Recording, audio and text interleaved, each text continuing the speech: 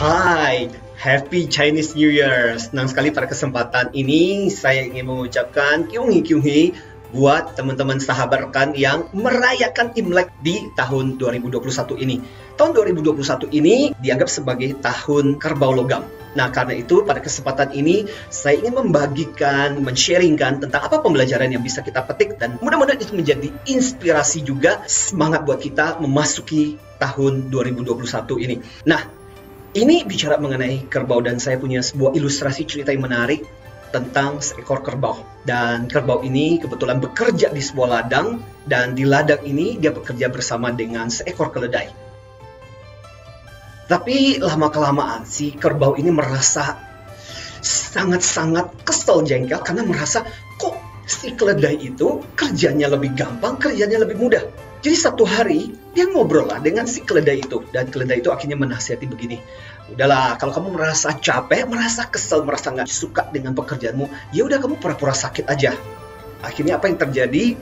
Si kerbau kemudian mendengarkan nasihatnya. So keesokan harinya si kerbau pura-pura sakit. Akibatnya adalah semua pekerjaan, membajak sawah, melakukan pekerjaan-pekerjaan berat, akhirnya kemudian diserahkan kepada si keledai. Dan seharian luar biasa, beban yang tadinya ditanggung sama si kerbau harus ditanggung sama si keledai.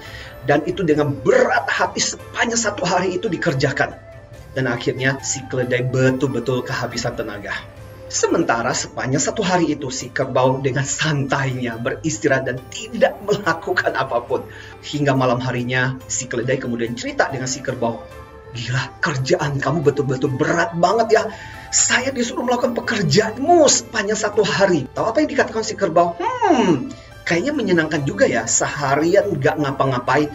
Besok saya mau sakit lagi ah. Tapi untunglah si keledai cukup cerdik. Akhirnya dia bilang begini. Kamu tahu gak?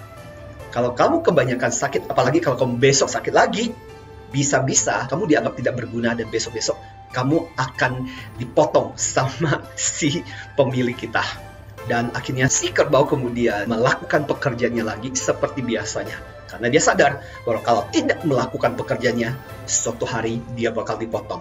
Well, itu kurang lebih cerita yang saya masih ingat pada waktu ketika saya masih kecil. Kisah tentang kerbau dan keledai.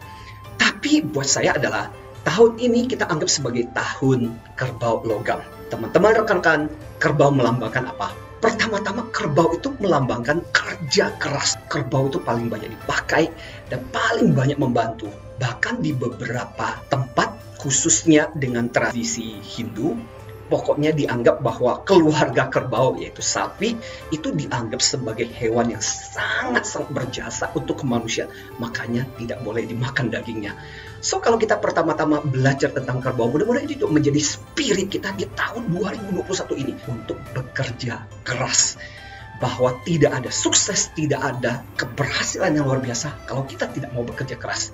Ingat dong kata-kata dari Thomas Alva Edison. Sukses itu adalah hanya 1% jenius. Tapi 99% itu adalah kerja keras. Dan saya percaya bahwa kalau kita mau memiliki keberuntungan di tahun 2021 ini, syaratnya satu, kita harus kerja keras. Yang kedua, bicara tentang kerbau adalah bicara tentang sebuah kemampuan yang luar biasa. Bahkan pernah ada cerita, konon si kuda begitu bangga dengan kemampuannya sehingga meledek si kerbau. Alah, kamu cuma tubuhnya besar aja, tapi lihat dong saya begitu lincah. Hei, tapi apa yang terjadi? Kuda segesit-gesitnya, kuda cuma bisa punya jangkauan waktu dan energi yang terbatas. Tapi kerbau tubuhnya besar tapi punya kemampuan dan tenaga yang luar biasa. Itu sebabnya kerbau seringkali dipakai untuk pekerjaan-pekerjaan yang jauh lebih berat. Kemampuan dari kerbau yang menjadi refleksi kita pada kesempatan ini apa? Bahwa oke, meskipun mungkin kita punya kekurangan, tetapi daripada fokus pada kekurangan kita, mari kita fokus pada kelebihan. Dan saya percaya bahwa setiap dari kita pasti punya kelebihan. Dan kelebihan itulah yang harus kita manfaatkan. Yang ketiga, kerbau itu selalu tenang. Kerbau itu bukan binatang yang meledak-ledak. Kerbau itu adalah salah satu binatang yang melakukan segala sesuatu dengan tenang. Dan saya pikir ini adalah salah satu simbol pembelajaran kita di tahun ini. Bagaimana kita tetap tenang, tidak panik, tapi terus-menerus melakukan pekerjaan dan karya kita. Daripada teriak-teriak, daripada terlalu banyak ngomong, tapi nggak ada buktinya. Betul nggak? Dan yang terakhir, binatang kerbau adalah binatang yang punya banyak manfaat. Ada cerita yang lain, dikisahkan bahwa seekor babi kesel banget dengan si kerbau. Si babi merasa, kamu enak ya, bahkan pada saat ketika kamu masih hidup pun kamu masih dipuja-puja. Sementara saya itu baru dipuja, digunakan ketika saya udah mati, kata si babi. Tahu nggak apa kata kerbau? Problemnya adalah saya itu berguna bahkan ketika saya masih hidup. Kamu cuma berguna ketika kamu sudah mati. So intinya apa?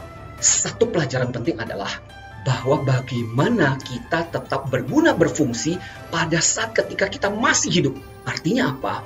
Jangan menunggu, jangan terus-menerus menunda ketika kita bisa melakukan sesuatu yang baik, ketika kita bisa memberikan benefit buat orang lain, buat orang di sekitar kita.